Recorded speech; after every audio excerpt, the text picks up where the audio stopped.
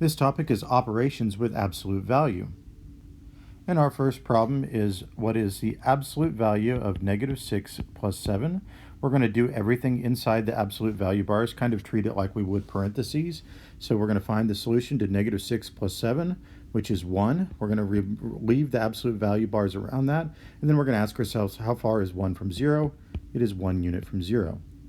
The next one is written a little bit differently, so we're still going to find the absolute value of negative 6, treat it kind of like parentheses, meaning do it first. The negative 6 is 6 units from 0, and then we're going to add 7. 6 plus 7 is 13. Another example, the absolute value of negative 6 plus 9. We're going to add negative 6 and 9, that is positive 3. Then we're going to find the distance, or the absolute value of 3, and that is 3 units from 0.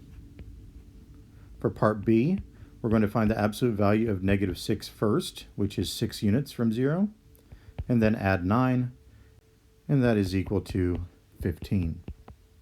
A couple more examples. Absolute value of 4 minus 9.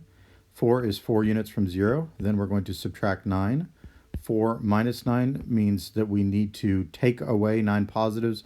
Because we don't have 9 positives, we're going to give ourselves 9 positives and 9 negatives, which is still 0. Then we're going to take away the 9 positives, and now we have an addition with negatives and positives. There will be canceling out, and we'll have an answer of negative 5. Now, you may be wondering, how can the answer be negative 5? Because you may be thinking, well, absolute value can't ever be negative. Well, the answer to what's inside the absolute value bars can never be negative. But we didn't have a negative number that was the answer to our absolute value problem. What we had was a negative number that was the answer to our entire expression. And the entire expression was not in the absolute value bars. Our next one is the absolute value of 4 minus 9. So we're going to do 4 minus 9.